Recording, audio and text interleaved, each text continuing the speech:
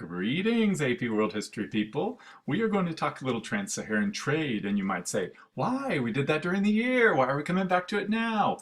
I think it's important. In fact, I'm guessing that the DBQ is going to be on trade or trade and state formation or something like that. So I would recommend that you make a separate cheat sheet if you don't have one already that has a list of goods in the Indian Ocean trade and governments that change because of the Indian Ocean trade.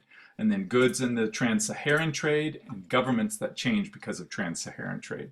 So let's talk about that right now. Here are a couple of the questions that they've asked in the past. Analyze continuity and change in the period 1200 to 1450 regarding commerce in the Indian Ocean region. That's a perfect one. Here's another one. You can pause it and read that if you are so inclined. So let's remind ourselves about this trans-Saharan trade and what that means.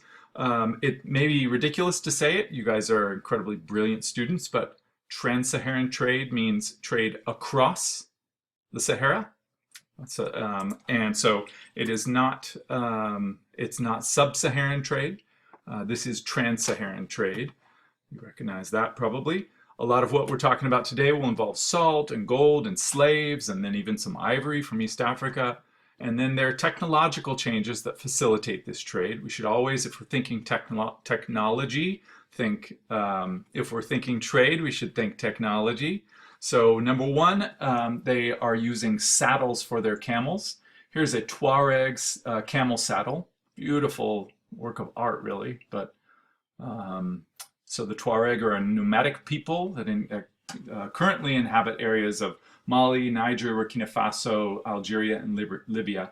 But they sometimes had caravans of 20,000 strong to ensure protection. So, so a change in the technology of camel saddles, as well as a rethinking of the way they're traveling. They start to realize that caravans, in some cases, you know, a couple hundred, all the way up to something like 20,000 camels, that helps their protection.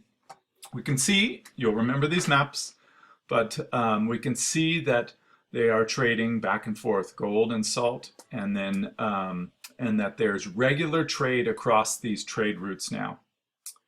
One of the ideas I think you'll think is interesting is this idea of the silent barter, of silent trading. Now, it's an idea that anthropologists are still trying to pull apart. They're trying to determine how much of this is just passed on by storytellers as a sort of a mythical past that is more about the storytelling and mythologizing the way we want to see ourselves in the past, and how much of it is actually true and done. So here's the way it works. Goods are exchanged without contact. Amazon.com. Salt traders would travel to a riverbank near the gold fields. They would leave slabs of salt in rows, and then they would beat a drum. Ba-boom, ba-boom, ba-boom. The gold traders would then come in. Salt traders move back. Gold traders come in, and then the gold traders would inspect the salt. They would then leave what they considered to be a fair amount of gold in exchange for the salt. They would then beat their drum, boom, boom, boom, and then move back several miles, so that the salt traders could go back in and inspect the amount of gold that was left. Isn't it brilliant? Now, if they're satisfied, they would beat the drum again in a certain way, take the gold, and leave. There's no contact. What else do you have if there's no contact? Conflict. You have no conflict. You can use this to get by language barriers. So as long as all of these, the drum signals and all of that is somehow worked out beforehand, then this silent barter system, it just sounds brilliant. Here's why I wanted to talk about the trans-Saharan trade, though. Whenever we talk economics and trade, we almost always end up talking about a certain reality of the historical trajectory. If you talk trade, think expanding empire every time. Later on, if you talk an increase in industry during industrialism, you should think expanding nation and all sorts of ramifications from that. But right now, trade means growth, and usually growth of empire. So be thinking about that. So what are the empires in West Africa? The Empire of Ghana is a little bit too early for our purposes, but it was a large one. That one is lasting for a couple hundred years. The Kingdom of Mali along the upper Niger River. You'll remember this fabulous fellow Mansa Musa. He's using taxes on goods that pass through Timbuktu. Again, tax equals state expansion. He has a monopoly on trade of metals and horses.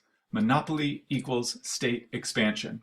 That trade results in the growth of cities. So Timbuktu itself is founded in 1100 as a seasonal camp by those Tuareg nomads. Here is an anthropologist or a bibliophile of some sort inspecting one of the thousands and thousands of documents that are still being worked through in the beautiful libraries of Timbuktu. Spread of Islam will then mean a common language that ties people together. Trade results in taxes, revenue, social hierarchy, an evening out of difference across space, and then expansion, which might also lead to crash. So think about that, put that in the back of your mind. Then the Songhai Empire, they changed the way that they had been doing raids. They had been raiding, and they start to work together and have more traditional forms of combat. And so that Songhai Empire comes along and replaces Mali as the predominant empire in that West African region, with a capital at Gao. 100,000 people in that capital at one point, massive urban center. King Sunni Ali is the key royal at the beginning. He's anti-Muslim, but then other leaders would turn the people toward Islam.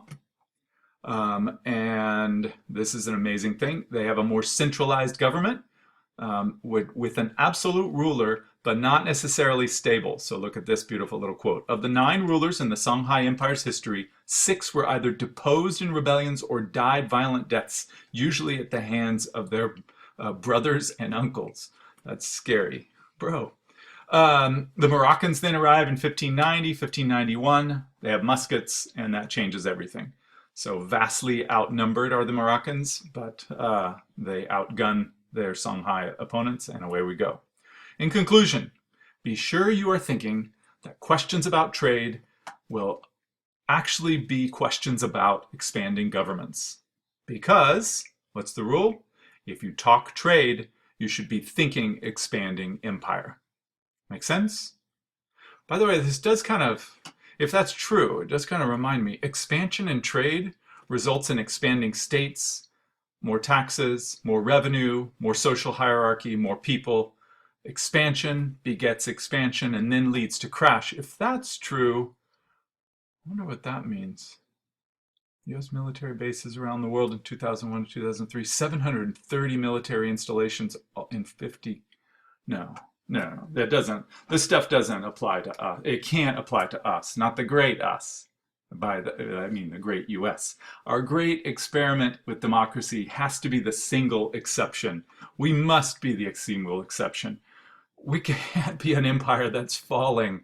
No, we are the exception. It's just too depressing to think about. I'm just going to erase all this and stop thinking about it and just go to in and out.